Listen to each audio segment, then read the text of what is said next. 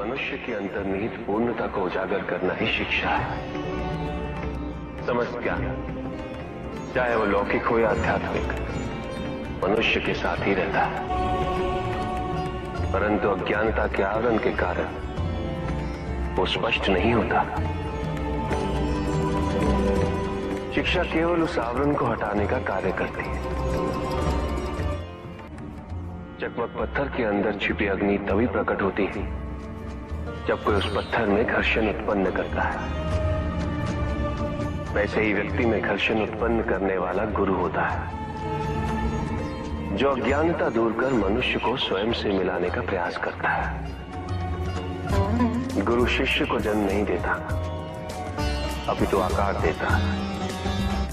शिव शिव शिव शिव। पार्वती,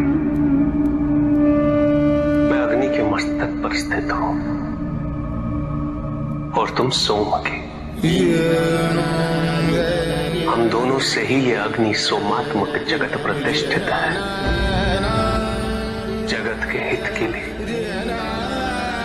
स्वेच्छा से शरीर धारण करके विचरण करने वाले हम दोनों में यदि सचमुच वियोग हो गया तो ये जगत ही निराधार हो जाएगा। पार्वती, ये जगत वाणी और अर्थ के संजोग से बना है। तुम वो वाणी हो और मैं उस वाणी का अर्थ हूं। तुम मेरे स्वरूप का बोध कराने वाली विद्या हो और मैं तुम्हारे द्वारा दिए गए विश्वासपूर्ण बोध से जानने वाला ज्ञान। केवल मैं इस सृष्टि का संहार और प्रलय नहीं करता, एकमात्र आज्ञा से ही संहार और प्रलय संपन्न होते हैं, और वो गौरवपूर्ण आज्ञा तुम हो पार्वती।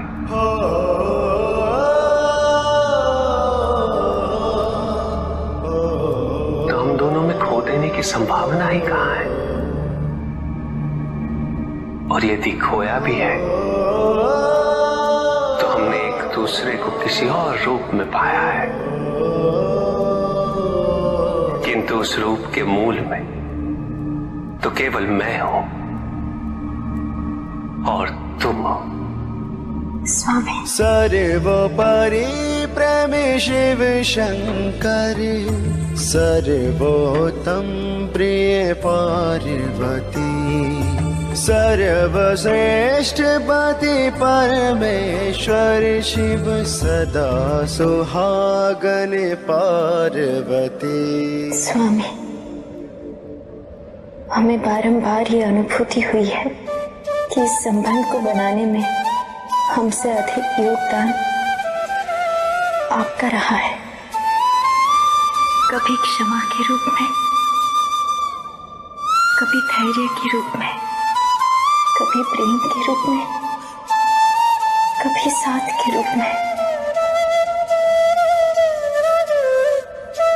और आपके समक्ष तो हमारा योगदान निम्न मात्र है। इसके उपरांत आप इतने प्रसन्न कैसे हमारे साथ, सुखी कैसे हैं? क्योंकि मैं तुम्हें जो भी दे सकता हूं तुम उसे स्वीकार करते। तुमने मेरे प्रेम को उसके विविध रूपों में स्वीकार किया है पार्वती, सार्थक बनाया है तुमने उसे। और केवल यही नहीं, तुमने तो स्वयं अपने आप को समर्पित कर दिया।